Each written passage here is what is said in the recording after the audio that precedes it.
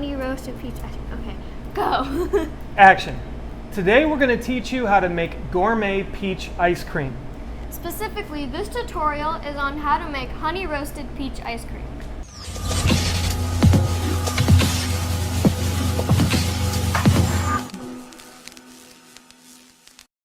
And prevent ice crystal formation. Does that look okay? Yeah. If you really want to make the best peach ice cream ever, make sure you use fresh, ripe, in-season peaches. I want a smoothie. If you'd like to keep your ice cream super creamy and the most delicious it possibly can be, you're going to want to roast your peaches to make sure you draw out as much water content as possible so you stop ice crystal formation from happening. And prevent ice crystal formation. I got it! Let's go ahead and have a look at all the tools, bowls, and utensils that you're going to need to make this peach ice cream recipe. 1 or 2 wire whisks, a medium to large stock pot, a sharp knife, a large mixing bowl, a ladle and a stirring spoon, fine mesh strainer, a foil-lined baking sheet, a cooling rack, a candy or digital thermometer, an immersion blender, a bowl or a bucket to store your finished ice cream base, a quality ice cream maker of your choice. The way we create our ice cream base is a method called a Creme anglaise ice cream base. It's basically a custard ice cream base with the primary ingredients of heavy cream, milk, sugar, and the most important part in our eyes, egg yolks and lots of them.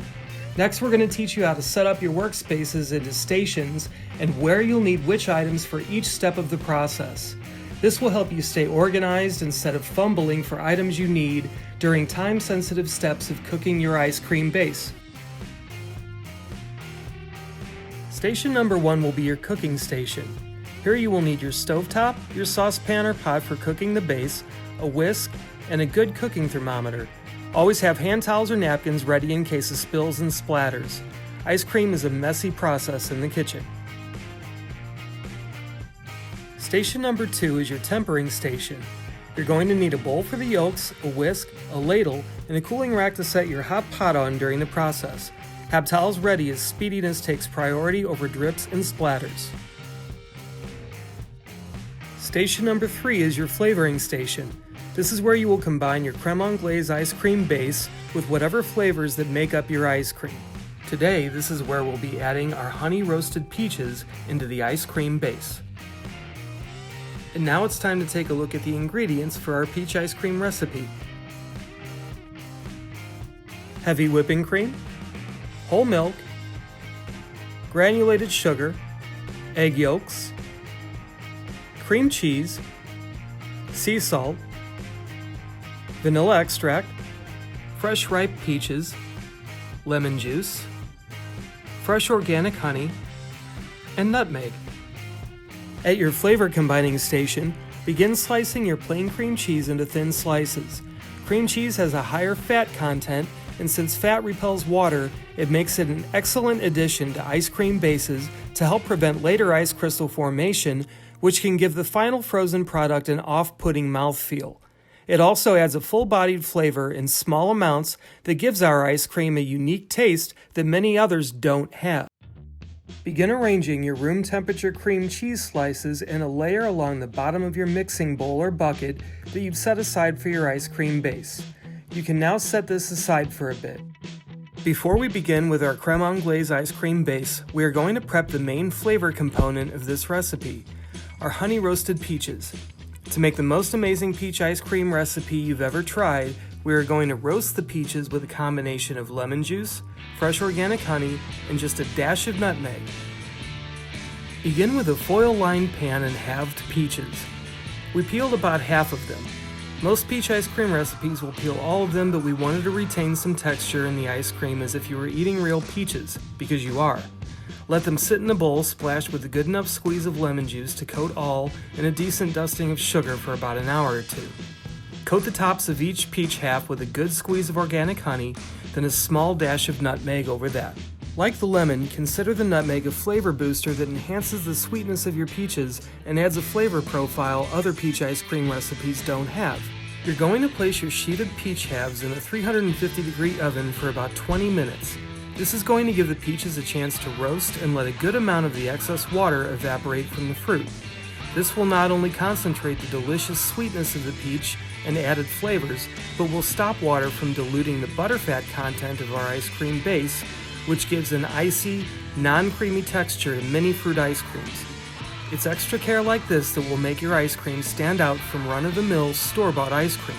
Now we're going to begin combining our ingredients for the creme anglaise ice cream base. We'll start with the basis for all best ice cream recipes, which is heavy whipping cream. Always try to use the highest fat content possible, which is usually around 35 to 40% milk fat. And next up is either your whole milk or your half and half. Whichever you choose, just try to make sure you go with a ratio of 2 parts heavy cream to 1 part whole milk for maximum creaminess, and butterfat content is your end result. Next, regular white granulated sugar is always your best bet for flavor. Heavy metal ice cream prides itself on focusing on the flavor of our ice cream rather than extreme sugary sweetness, so we tend to use less than the chains. Adjust this to your own tastes. The fourth component of your creme anglaise custard ice cream base is the most important behind the cream itself, the egg yolks. Most recipes call for an average of 4 per quart. We use a full dozen.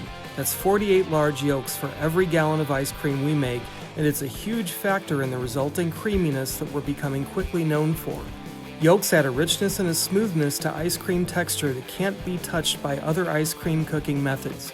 It certainly won't make your recipe any cheaper, and it makes the process much more time-consuming, but the end result is beyond compare. You'll notice we don't pre-mix the sugar and the egg yolks. Sugar is hygroscopic and will pull the water out of the eggs, causing the egg proteins to clump, creating lumps in your mixture no matter how well you whisk. Instead, add the sugar to the milk and cream. We allow the sugar granules a few minutes to plump and fill with the dairy before applying heat for maximum flavor.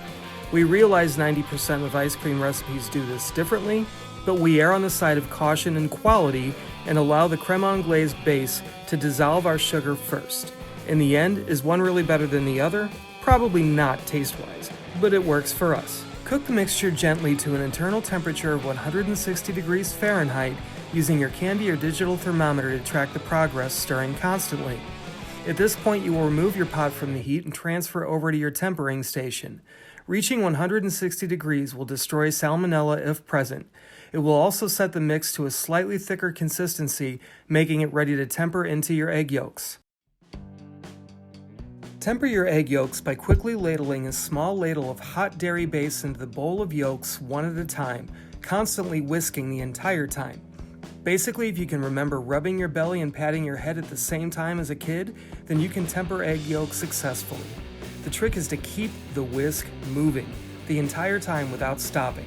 Stopping can cause the hot dairy mixture to scorch the protein molecules, resulting in curdled yolks. And if you're wondering, yes, that basically means scrambled eggs. We do not want scrambled eggs in our ice cream, needless to say. This may seem like a super stressful process, but I assure you after a while it becomes second nature. Take a breath and remember, above all else, keep that whisk moving.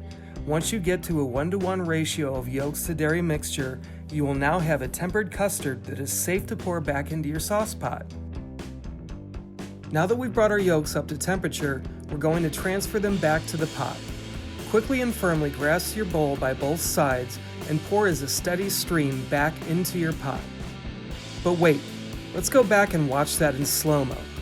See the lip of that bowl? That's right, no lumps, chunks, or scrambles. You're looking for a nice, smooth waterfall of delicious custard, just like this one.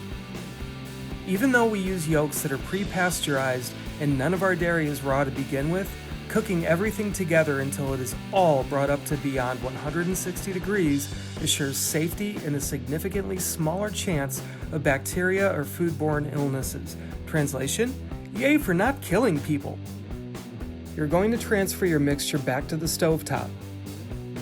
We're going to bring the mixture back up in temperature, this time to a sweet spot of somewhere between 168 and 172 degrees. This not only makes sure your yolks are brought beyond a safe 160 degrees, but it forms a thicker, creamier consistency of your base, resulting in better ice cream. Try your best to never go above 172 degrees, as this will start to degrade flavor in your ice cream base.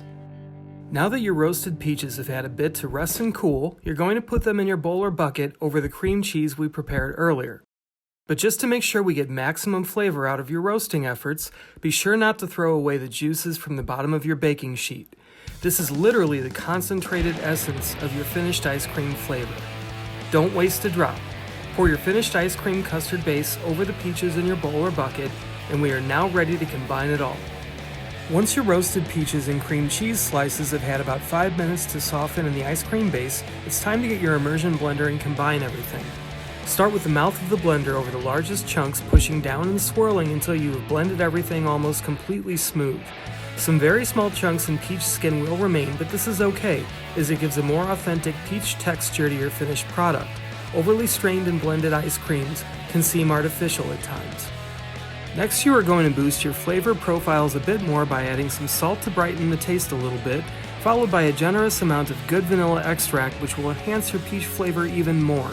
Check the temperature of your base with your thermometer to make sure it is 99 degrees or less for the purest vanilla taste. You'll find that we use a good punch of vanilla in nearly all of our flavors, as it gives a great dimension to almost any sweet ice cream recipe. Grab your immersion blender one more time and make sure that this is all evenly distributed. Now it's time to begin bringing down the temperature of your mixed base. We're going to create what's called an ice bath.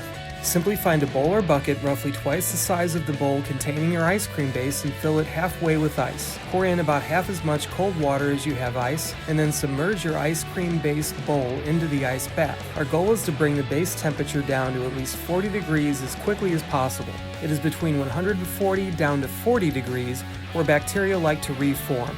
So the more quickly we can get to that temperature, the less danger there is of bacteria formation. You've allowed your base to chill in the fridge overnight or for at least 6 hours for all the flavors to develop to their maximum, and it's now the next day and time to churn your peach ice cream.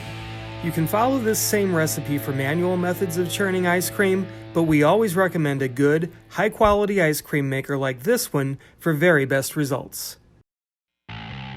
With higher-end ice cream makers, you have the ability to pre-cool, which is done in about 15 minutes, and you can churn batch after batch, unlike budget machines which need up to 24 hours for the bowl to chill each batch. We pour our roasted peach ice cream base into the machine at about minus 15 degrees Fahrenheit. It will churn for roughly 20 to 30 minutes, and it will be ready to take out when it looks to be the consistency of a milkshake that is a bit too thick to drink through a straw. This is how you know it is perfect and ready to pack for final freezing. It's recommended that you store your peach ice cream in the freezer for at least 6 more hours to achieve a perfect consistency. But if you prefer a soft serve type of texture, you can of course eat it right away.